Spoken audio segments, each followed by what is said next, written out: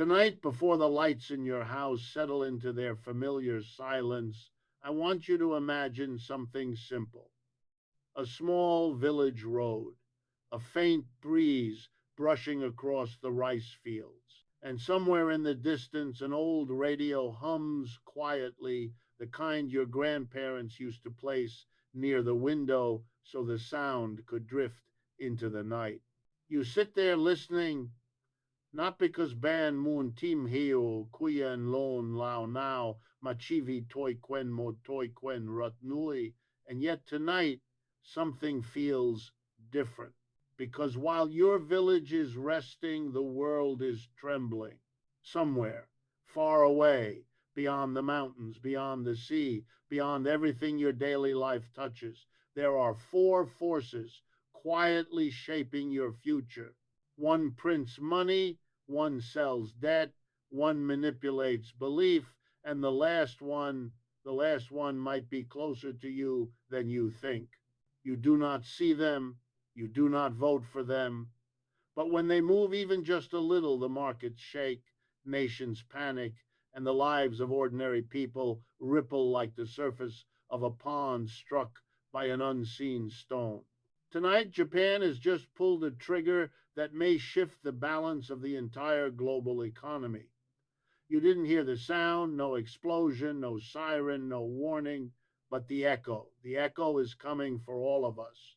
As you sit there under the soft glow of a single lamp, I want you to feel this contrast: the gentle stillness of your night and the giant machine of the world turning a new gear. Why does a decision made in Tokyo, hundreds of miles from your field, your family, your daily worries, carry the power to change the price of your food, your job, even your dreams? Why does the wealth of nations rise and fall like the tide, while the ordinary person keeps rowing, barely staying afloat? And if the whole world is drowning in debt, who exactly is the creditor? Tonight we begin a journey, not through textbooks, not through numbers, but through the quiet truths hidden beneath the noise of modern life. Stay with me, because the answers you're about to uncover may change the way you see the world and yourself. They say that history is a long river, quiet on the surface, but underneath currents twist and pull in ways no one notices until a shoreline disappears. For centuries, people believed they understood how that river flowed. Money was simple, debt was simple. Nations rose because they worked hard, saved, produced, and grew.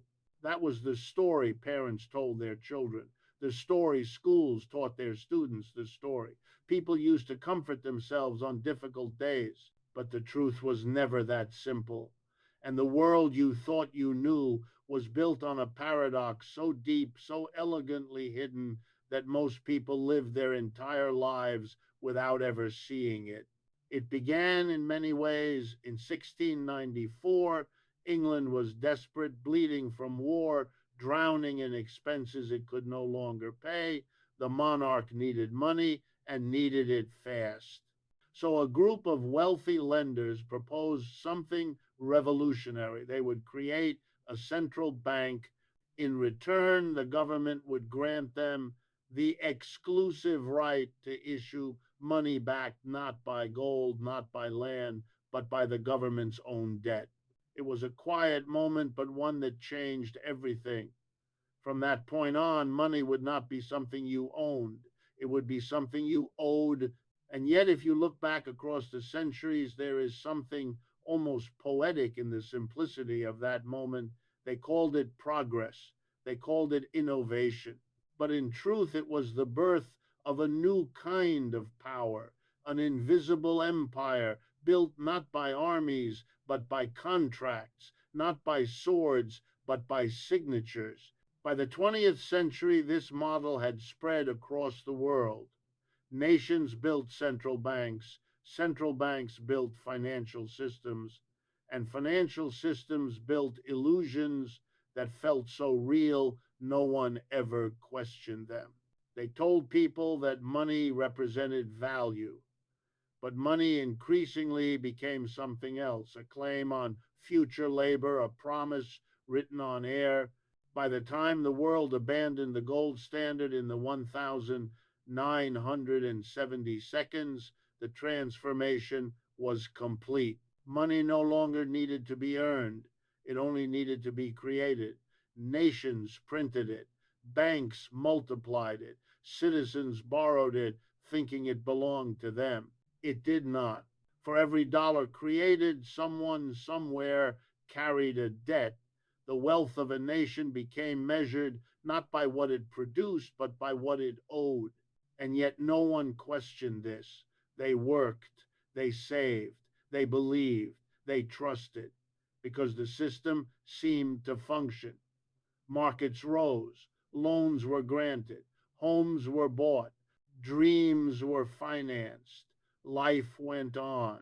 But beneath the quiet hum of modern life, the paradox deepened. The richer a nation became, the more debt it carried, the more globalized the world grew, the more fragile it became. The more people believed in the stability of money, the more control slipped away from their hands and into the coffers of institutions they would never meet. Japan became one of the clearest examples of this paradox. After the devastation of World War II, it rebuilt itself with incredible speed. Factories rose from rubble, technology boomed, exports soared. The world admired Japan not only for its discipline, but for its ability to seemingly defy economic gravity. But behind the scenes, something strange was happening.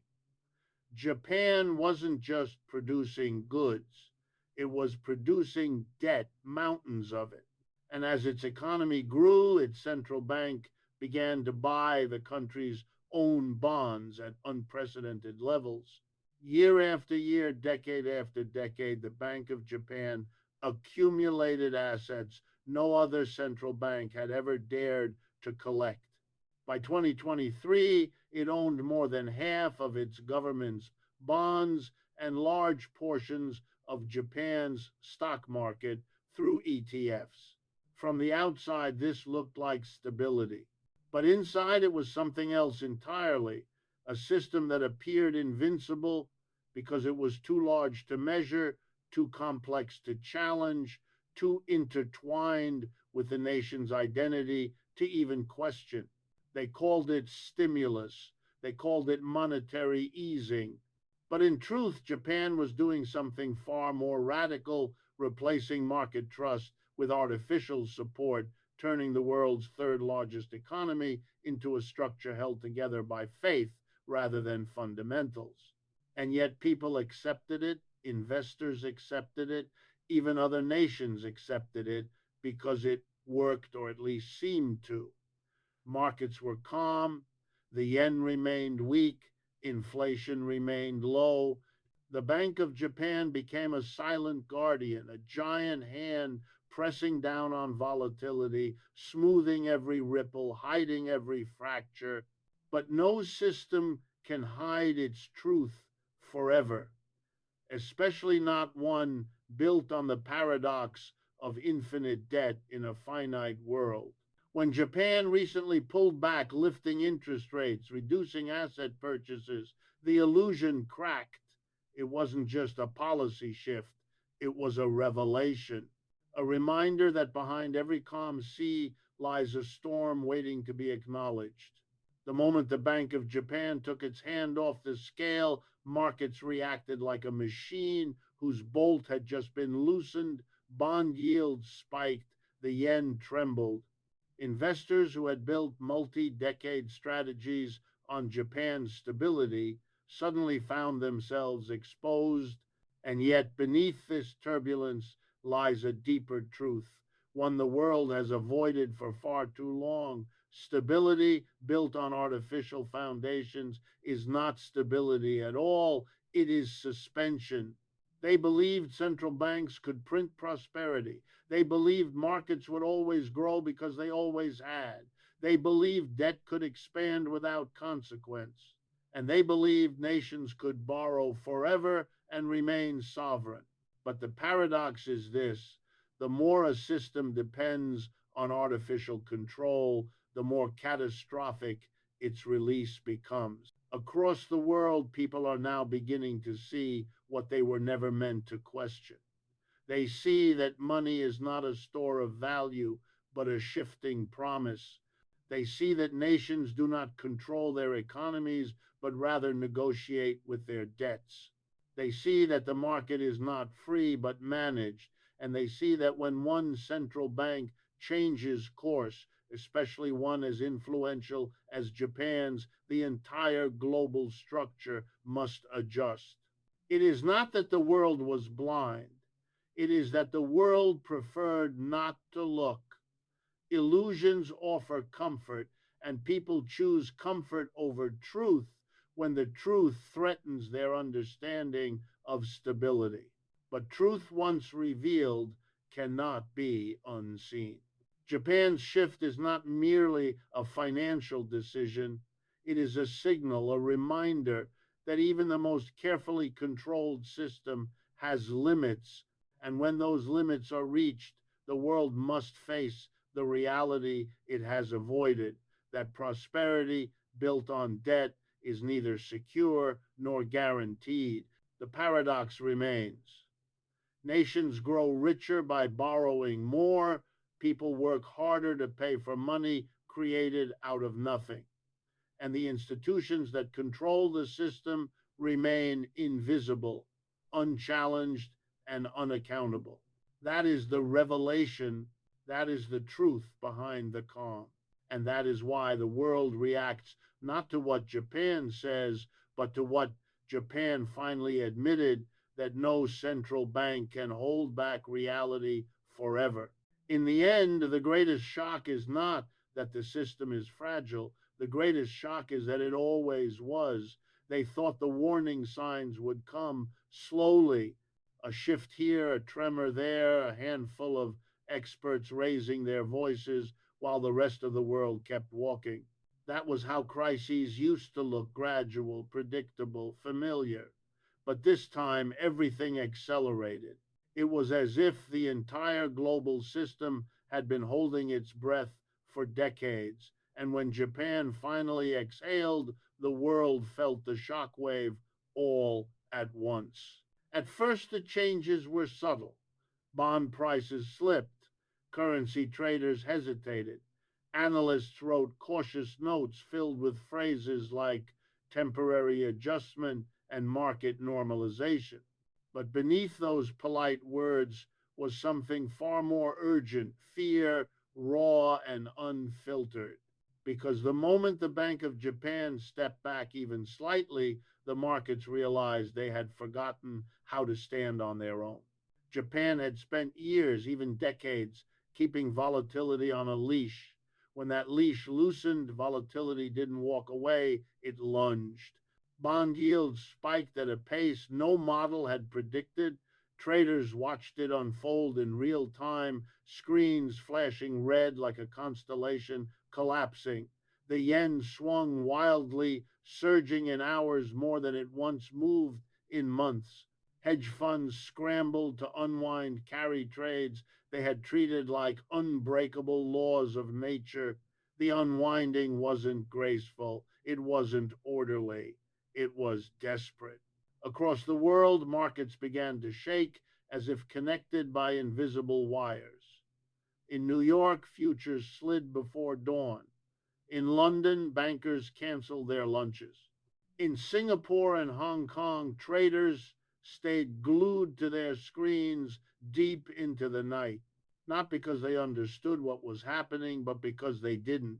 Fear always grows in the space left by uncertainty. And the most frightening part wasn't Japan's decision. It was what the decision revealed: that the global financial architecture had been relying on Japan's artificial stability more than anyone had admitted. The cracks, once invisible, became impossible to ignore. Long-term Japanese government bonds, once treated as the safest assets in Asia, fell so sharply that insurance companies faced potential insolvency.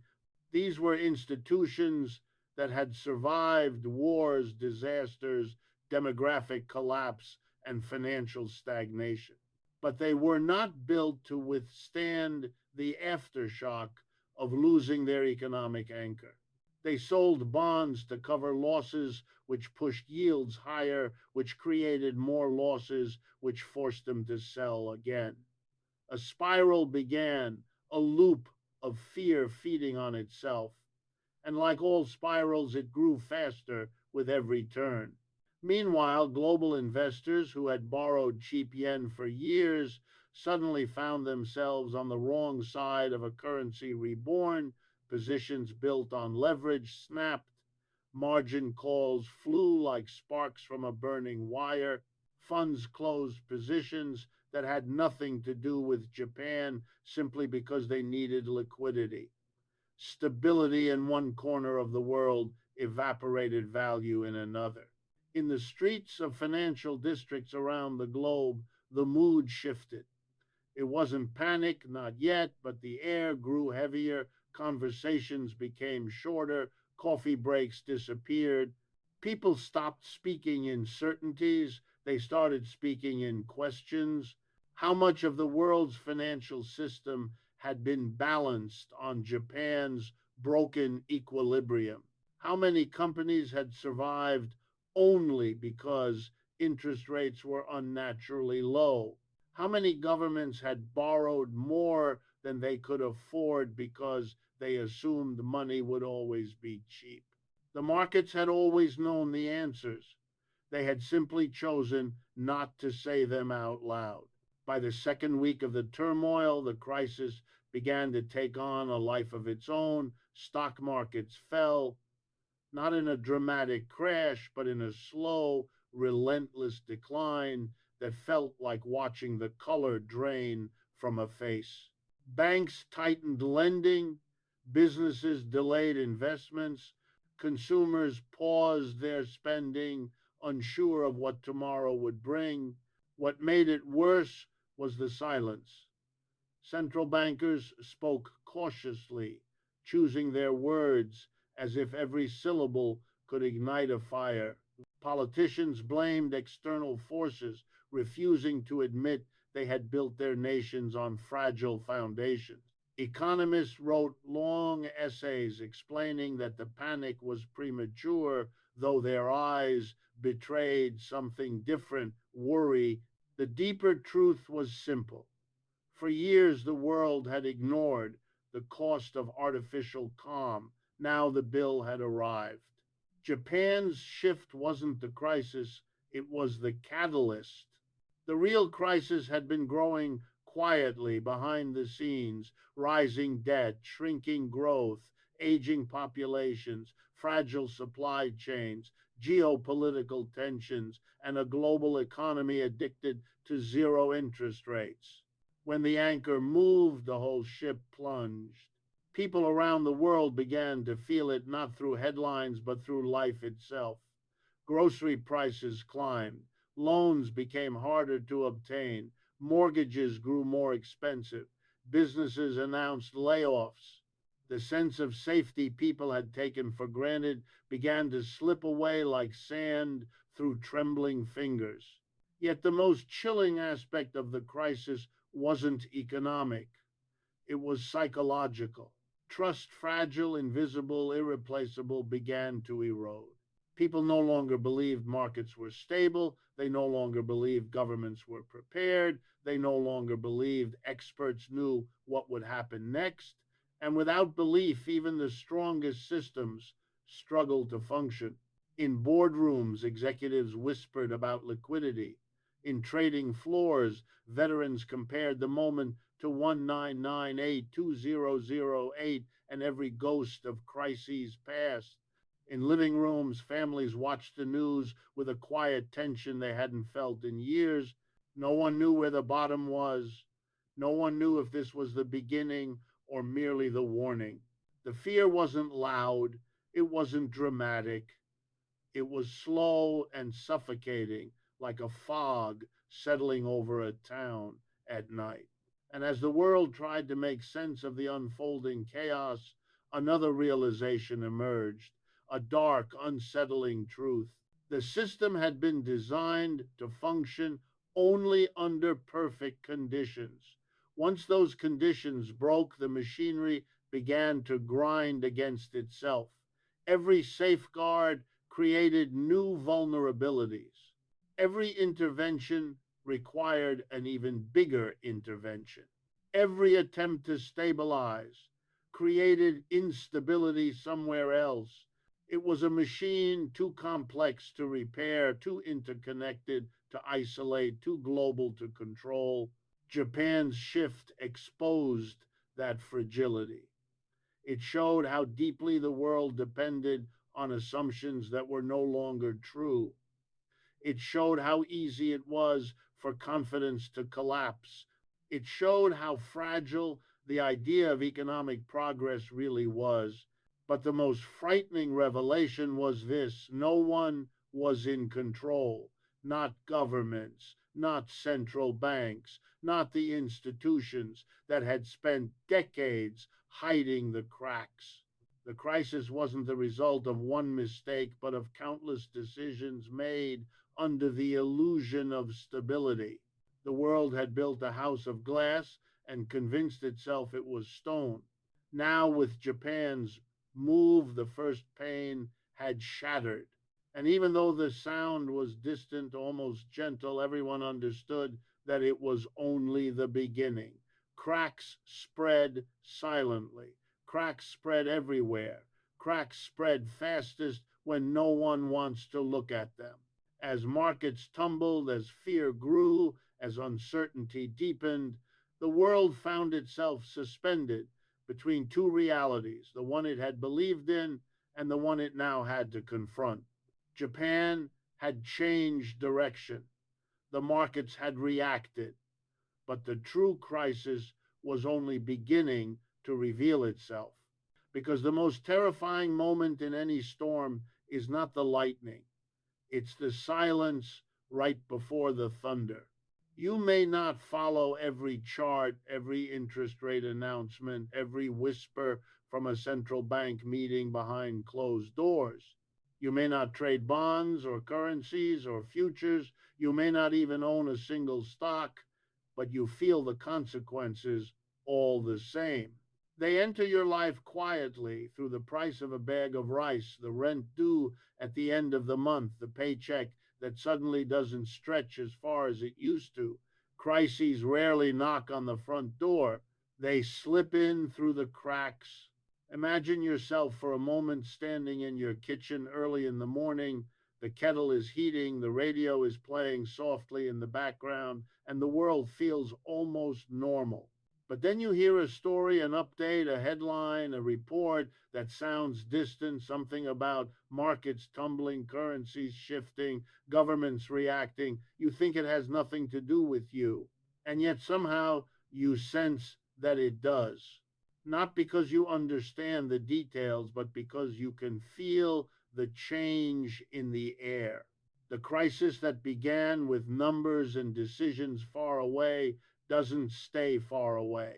It never does. It travels across oceans, across borders, across industries.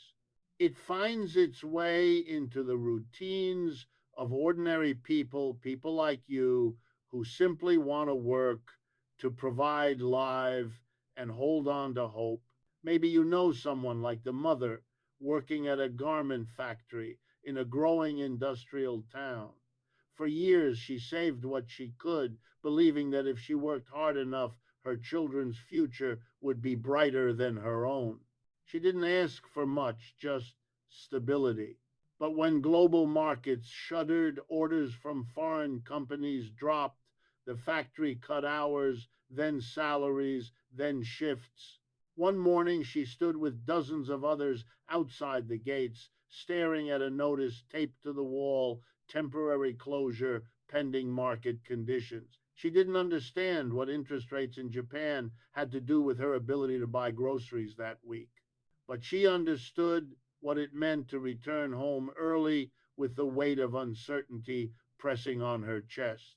Or picture the farmer who rises before dawn every day, walking barefoot across the damp earth to check his fields. He depends on the seasons, on the soil, on the rains. But even he, isolated from the noise of global finance, cannot escape the reach of a shifting world. When fuel prices rise, tractor costs rise. When fertilizer becomes harder to import, yields shrink. When currencies swing wildly, the price of exports changes overnight. He watches the news from a small television sitting on a dusty shelf, hearing words he's never used in his life: yields, inflation, liquidity, intervention. They float in the air like a foreign language. But he knows what they mean for him. The margin that kept his family afloat is shrinking, and there is nothing he can do to stop it. Then there is the young worker in a city. You've seen him, the kind who carries a backpack that's been through years of wear, riding an old motorbike to the office each morning. He entered the workforce believing that the world was stable, that opportunity was a matter of effort, but the company he works for relies on foreign clients, foreign demand, foreign capital. When uncertainty hits, projects are paused, raises are canceled, hiring freezes appear. His dreams moving to a better apartment, saving for marriage, helping his parents suddenly feel further away than they should. He sits at his desk staring at spreadsheets that blur into a haze. The manager calls him into a meeting. The tone is gentle, but the message is sharp.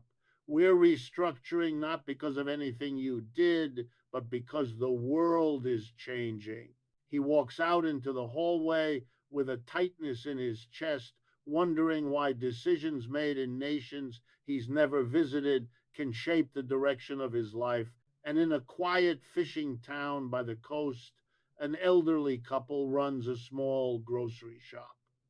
They've been there for decades, selling essentials to neighbors who have long become like family. Their shop once thrived on predictable rhythms, harvest seasons, festivals, school breaks, but now suppliers raise prices without warning. Transportation costs surge. Goods that used to arrive in 2 days take a week. They try to keep prices low because they know the struggles of their customers. But each month, the numbers in their notebook tilt a little further into the red. They whisper to one another late at night, how much longer can we hold on? In each of these lives and countless others, the crisis becomes real, not through statistics, but through human tremors. You feel them too. Maybe subtly, maybe sharply, but you feel them. A sense that the world is tilting. A sense that the old rules no longer apply. A sense that forces too large to see are shaping the most intimate parts of your life. But what makes this moment especially heavy is not the economic loss, it is the emotional cost.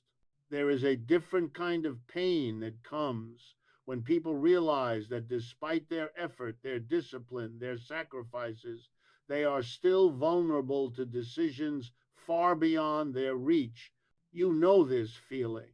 The sudden tightening in your stomach when you check prices, the hesitation when you think about spending on something you once considered normal, the quiet calculation you make every time you open your wallet. For the first time in a long time, everyday choices carry weight, and the uncertainty lingers like a shadow. Crises do not simply take money, they take confidence, confidence in systems, in institutions, in promises, but most painfully, they take confidence in the future. Perhaps the most heartbreaking stories are the ones that go untold. The teenager who watches his parents whisper anxiously at the dinner table. The grandmother who lowers her medication dosage to make it last longer. The taxi driver who drives late into the night because fewer people can afford rides during the day. The student who postpones university because tuition suddenly feels unreachable. The family who quietly decides not to travel home for the holidays because the cost of fuel doubled in a month. These are not dramatic tragedies. There is no spotlight, no headline, just small fractures in daily life, fractures that accumulate until they feel like something inside is breaking.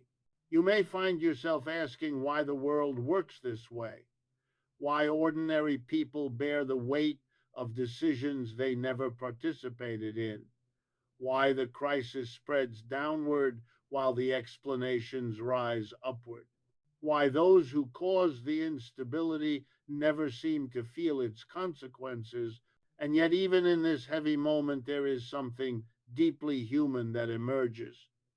You begin to notice small acts of resilience, gestures so simple yet so powerful that they seem to push back against the weight of the world. A neighbor shares vegetables from her garden. A coworker covers a shift for someone who's struggling. A mother packs extra rice for her child to share at school. A shopkeeper lowers prices even when he cannot afford to because he knows his customers cannot afford not to. People sit together after long days, talking, reassuring, reminding each other that they are not alone. Perhaps this is the paradox of crisis. As the world fractures, people draw closer, and in that closeness, something shifts. You begin to see clearly what truly matters. Not the distant markets, not the forecasts, not the predictions spoken in polished rooms, but the human beings who hold each other up when systems fail. You look around your own life and notice how deeply connected everything is, how your choices shape someone else's day, how a small kindness can change the rhythm of an entire week, how even when the world grows colder, people can create warmth without being asked. But clarity does not erase the pain. You still feel it, the weight of uncertainty, the unease of not knowing what lies ahead, and yet you carry on. Not because the world is stable, but because you are. This crisis, like those before it, reveals something uncomfortable. People suffer the consequences of decisions they did not make. But it also reveals something beautiful. People endure not because they are protected, but because they protect one another. You may not have control over global markets. You may not understand every policy or prediction, but you understand what it means to care, to support, to lean on others, and be leaned on in return. And in this moment, this fragile, shifting moment, you realize something profound. The real cost of a crisis is not measured in money. It is measured in the quiet human ways people must reshape their lives to survive. Yet the real strength of a society is measured in how people respond when everything around them trembles. You feel the world changing, you feel the weight of it, but you also feel something that cannot be shaken, the instinct to endure, the instinct to hope, the instinct to protect what matters most. And even as uncertainty stretches into tomorrow, there is one truth you hold on to tightly, perhaps the only truth left that feels solid. You are not alone in this. I often find myself sitting in the quiet of the evening, long after the noise of the day has faded, wondering how the world became so heavy. The room is dim lit only by the soft glow of a single lamp, and outside I can hear the distant hum of life, someone's motorbike passing, a dog barking in the alley, the faint rustle of the wind against the trees. In moments like this, I feel as though the world slows down just enough for me to finally listen to it. I think about everything we've seen, markets rising and falling like tides. No one can predict, nations balancing their futures on decisions made behind closed doors. Ordinary people carrying the weight of consequences they didn't create. And somewhere inside me, a question grows quietly. Have we been living inside an illusion all this time? I look back on the stories, the moments, the small tremors in daily life that revealed more than any headline ever could. A mother standing outside a factory gate, a farmer staring at a field he can no longer afford to cultivate, a young man holding a termination letter he never expected. These aren't economic theories. They're not policy debates. They're not abstract models. They're people. They're reflections of a truth we try so hard to avoid, that the world's grand structures, no matter how solid they seem, rest on the fragile shoulders of those who simply want to live. And as I sit here, I realize something else, something both humbling and unavoidable. The greatest shifts in our world rarely announce themselves with thunder. They arrive quietly, settling into the corners of our lives like dust we don't notice until the sunlight hits it just right. Maybe that's why this moment feels so heavy, because it isn't just about Japan or markets or debt. It's about what those things reveal about us, our assumptions, our fears, our longing for stability in a world that refuses to stay still. I find myself thinking about money, that strange invention we've wrapped so much of our worth around.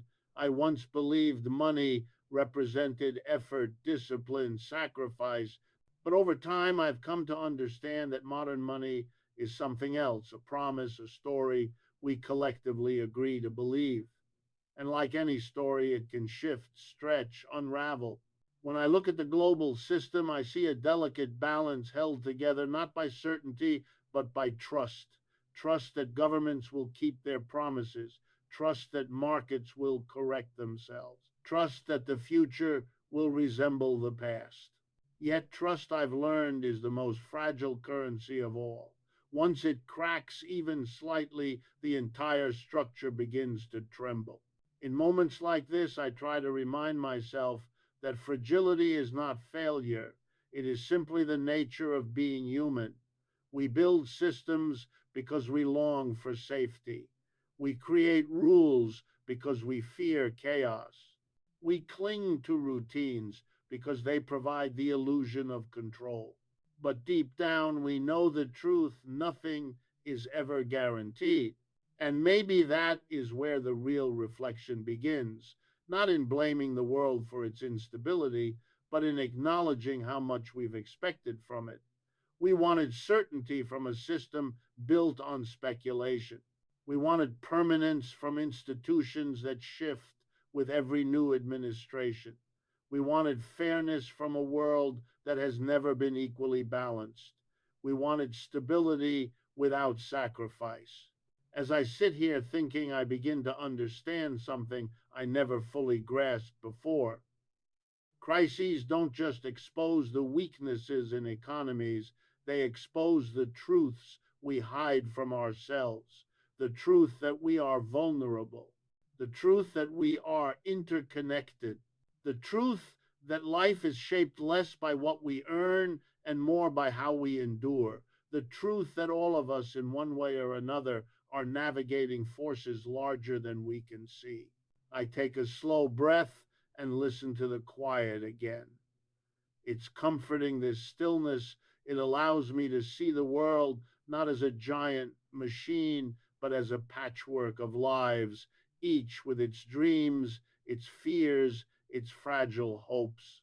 It reminds me that even when the world feels like it's slipping, there is still something steady beneath it all: the human ability to adapt, to care, to reflect, to rebuild. When I think about everything that has happened, everything that is still happening, I no longer feel the urgency to predict the future or to analyze every shift. Instead, I feel a deeper need to understand what it means, not for economies or nations, but for us, for me. Maybe crises are not just warnings. Maybe they are invitations, reminders to wake up from the routines that numb us, to question the stories we've accepted without thought, to examine the values we hold, to choose what truly matters. I find myself wondering, What if the real transformation we need isn't financial or political, but personal? What if the crisis outside is only echoing a crisis inside, a disconnect between what we chase and what we need, between what we earn and what we value, between how fast the world moves and how slowly the human heart understands?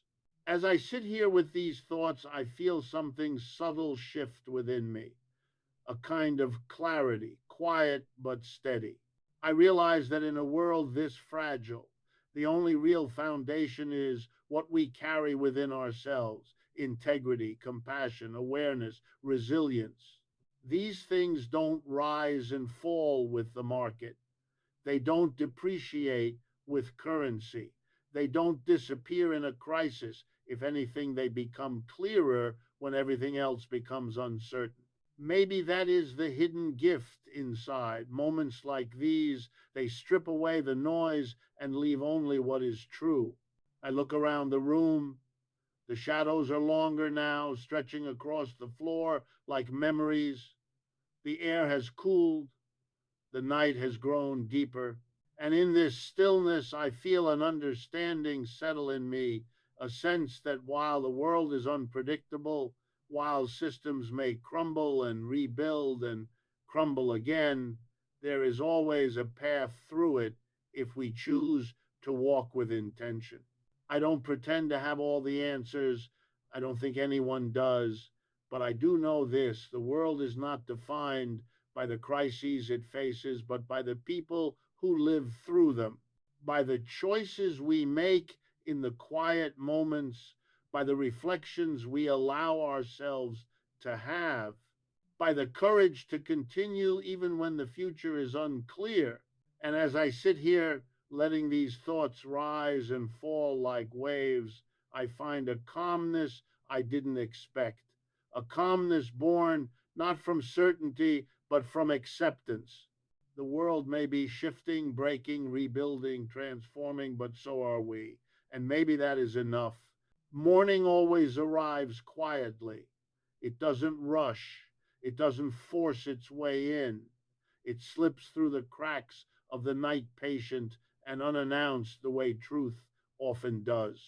As I sit here watching the first traces of light settle along the edges of the window, I feel something inside me shift, a gentle reminder that even after the longest night, the world still finds a reason to begin again. I think back to everything we've walked through: the illusions, the tremors, the fear, the human cost, the reflections that came when the noise finally softened. And in the warmth of this early light, I realize something that feels both simple and profound. The world may be built on debts and promises, but life itself is built on something far more enduring: hope. Not the loud, triumphant kind that shouts from rooftops, but the quiet kind, the kind that breathes gently in the background, waiting for us to notice it again. The kind that remains even when markets fall, even when systems shake, even when certainty dissolves. The kind that reminds me that despite everything, we still wake up, we still move forward, we still care. As the sun rises, I begin to see the world with new clarity, a clarity that wasn't possible in the darkness. I realize that the questions I asked in the beginning, the ones about money, debt, power, and control, were never just economic questions. They were human ones. Who really owns the future? Who shapes the world we live in? Who carries the weight when the system bends? And the answer I see now is both unsettling and liberating. It's us, not the institutions, not the banks, not the titles or the suits or the people behind closed doors. It's the billions of ordinary lives, mine, yours, everyone's, that hold the world together even when it pretends otherwise. For so long, I thought the world was a machine and we were simply parts inside it, replaceable, controlled, insignificant. But as I watch the soft gold of morning stretch across the sky, I understand something different. The world isn't a machine, it's a story. And we are the ones who write it through our choices, our resilience, our compassion. Maybe that's the awakening this moment is meant to give us. I look at the fields beyond the window where the mist still clings to the earth like a memory that hasn't let go. In the distance, a rooster calls. The sound is simple, familiar grounding. It reminds me that life continues not because the world is stable, but because people find ways to live even through instability. The mother who lost her factory job will find new strength in the love she carries for her children. The farmer who fears the next season will still plant again because the soil is more than a livelihood, it's a promise. The young man in the city will rise after being knocked down because hope is stubborn and so is he. The elderly couple running their shop will continue to greet customers with warmth because community is a currency stronger than any nation's banknotes. And I, sitting here with the weight of all these stories inside me, realize that the world's debt is not what defines us. What defines us is the way we face it, the way we endure it, the way we carry each other through it. Maybe that's what people forget as they chase numbers and graphs and forecasts, that stability has never come from markets. It has always come from people. I find myself thinking back to the earliest question that lingered in the air like a ghost. If the whole world is in debt, then who is the true creditor? In the soft quiet of this morning, I think I finally understand. Maybe the creditor isn't a person or an institution or a nation. Maybe it's something within us, our own expectations, our own fears, our own hunger for more than what we have. Maybe the world owes itself a different kind of debt, one that has nothing to do with money and everything to do with meaning. As the light grows stronger, it touches everything: rooftops, branches, sleeping houses, and I feel something ease inside me, a recognition that the world, for all its complexity, still finds ways to renew itself. Crises come and go, systems rise and fall, but the human spirit remains steady and stubborn and unbelievably resilient. I take a breath, slow and deliberate. The air tastes different in the morning, cleaner, calmer, like the world has washed itself during the night. I feel the weight of yesterday still lingering, but I also feel something new rising beneath it. Possibility. Maybe that is the real lesson here. Not that systems fail, but that people continue. Not that uncertainty is dangerous, but that it is honest. Not that the world is broken, but that it is changing, and so are we. And as I let these thoughts settle, I find myself smiling just a little, because even though the future is unclear, the present is still filled with small, undeniable truths. The warmth of sunlight on my hand, the sound of leaves rustling softly outside, the steady beat of my own heart. These are reminders that life is not defined by fear, but by presence. So I rise from my chair, letting the morning pull me gently into its embrace. I open the window. The cool air brushes my face, and I feel alive in a way I haven't in a long time. Awake, aware, grateful. I know now that the story isn't ending here. It never was meant to. The world will continue to shift. Challenges will come, but so will opportunities, so will moments of beauty, so will reasons to hope. And maybe that is the real awakening understanding that the future isn't something we wait for, it's something we shape one quiet, deliberate step at a time. As the sun finally breaks free of the horizon, flooding the world with light, I whisper a simple truth to myself, one that feels more valuable than any currency, stronger than any system, and clearer than any prediction. No matter how uncertain the world becomes, there is always a way forward. Always. And in that soft, radiant truth, the day begins